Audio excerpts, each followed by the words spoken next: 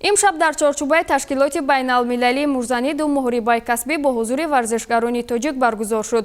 Асрор Воҳидов бо Данило Савченко аз Украина ва Зафар Парпиев бо Турат Осмонов аз Қирғизистон нерӯ санҷиданд. дар шаҳри Екатеринбурги Федератсияи Россия шоми бокси касбӣ баргузор гардид, ки онро ташкилоти RCC Boxing Promotions баргузор намуд. Дар ин мусобиқаи сатҳи баланд ду тан аз муждани тоҷик Зафар Парпиев ва Асрор Воҳидов ҳунарнамоӣ карданд.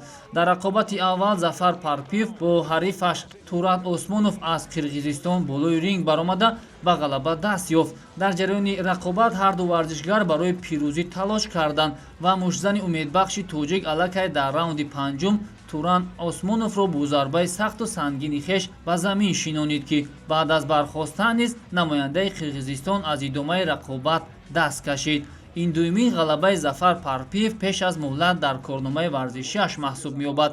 дар маҷмӯъ Зафар Парпиев дар корномаи варзишии касбии худ 11 маротиба ба ринг баромада, аз он 9 ғалаба ва дар ду дидори дигар бошад шикаст хӯрдааст. Техническим нокаутом одержал Зафар Парпиев. Урала, 25 лет спортсмену, представляет Таджикистан, город Исфара.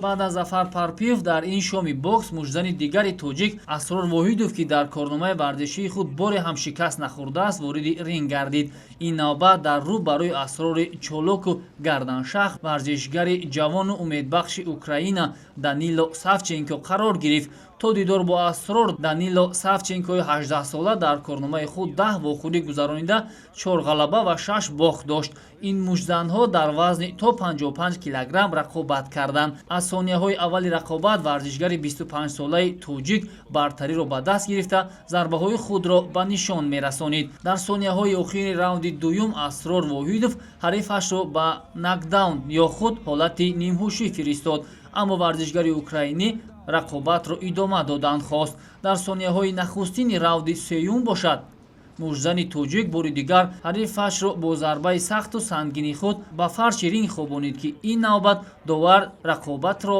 боз дошт ва Асрор аз ғалабаи ҳаштуми худ дар бокси касбӣ истиқбол кард, ки аз он 4 тоашро бо нокаут ба анҷом расонидааст. ёдовар мешавем, ки Асрори 25-сола дар рақобати қаблияш 7 марти соли 2020 бар ҳарифаш аз Қазоқистон ғалаба карда буд. дар соли ҷорӣ ин дуюмин ғалабаи Асрор маҳсуб меёбад. Уважаемые дамы и господа, рефери Дмитрий Болдырев остановил поединок на 20-й секунде третьего раунда. Победу техническим нокаутом одержал Асрор Воҳидов.